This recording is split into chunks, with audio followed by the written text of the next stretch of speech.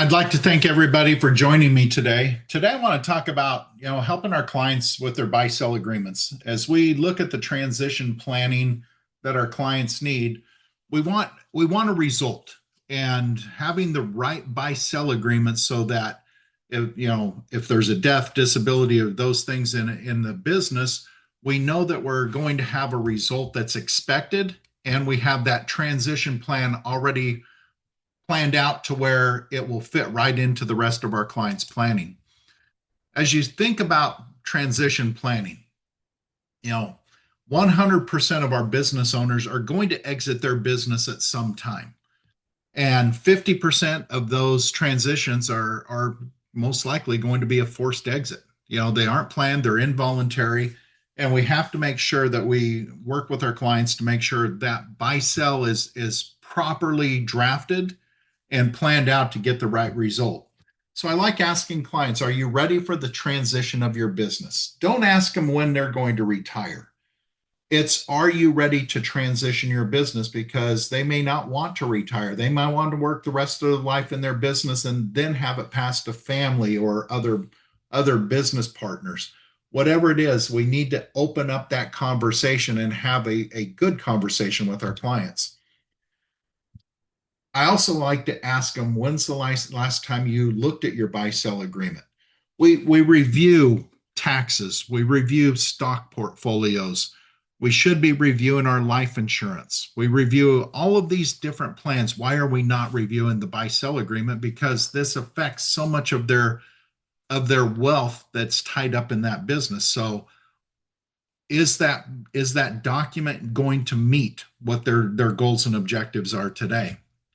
And if you think about it, there's the 5 Ds of the unplanned business exit. These are the involuntary things that could happen: death, disability, divorce, a disagreement with our business partner. We know that happens. Is it bad enough that somebody needs to be able to exit the business, or our client wants to exit the business? Is the business in a financial distress situation that the business, they have to leave the business? If you think about all of these are things that if we haven't planned for in advance could severely affect what happens to our client and the rest of their planning, especially if the more that the business is a significant asset in their net worth, the more we have to make sure that we've planned ahead for this. So think about this when you're reviewing the buy sell with your client. Number one is, what's the structure of the agreement? Is it a cross purchase agreement? Is it a redemption agreement, or is it a hybrid agreement? And if I was drafting it, I would want a hybrid agreement. I would want to give, the remaining owners of that business the opportunity to decide, does it make sense for the company to redeem that interest? And if that's the case, good, we've got option one. Option two, if a redemption doesn't make sense, do the remaining owners want to buy that out personally, as a cross purchase agreement? But number three is, if option one and option two weren't elected, either the company said we don't want to buy it or the remaining owners don't want to buy it, there is a mandatory purchase by either the company or by the shareholder or the owners to make sure that that interest is bought out. It's not just an option. It is going to have a mandatory buyout. That way, if I'm the deceased owner, I know my family isn't going to be tied up in this business. They're going to get bought out, and they can go on with their life the way they want without being tied into that business that they may not be in a position to run or be a part of. So we want to make sure the agreement is structured properly. The next thing is having the proper triggers. And this could be, we went through the 5, death, disability, and the distress and disagreement, and that makes sense. But think about the other triggers. What happens if one of our owners, if we've got a professional company, professional practice, and they lose a professional license? They no longer can work in the business. Should they be bought out of the business? What if we need to, we're subject to mandatory drug testing. One of the owners doesn't pass a drug test. Should they be bought out? Think through the things that will affect this business so that we get the right result. The triggers, a lot of times I see the attorneys just put in the basic triggers. Think more about what would affect your business and why that's important to you. Next is the valuation.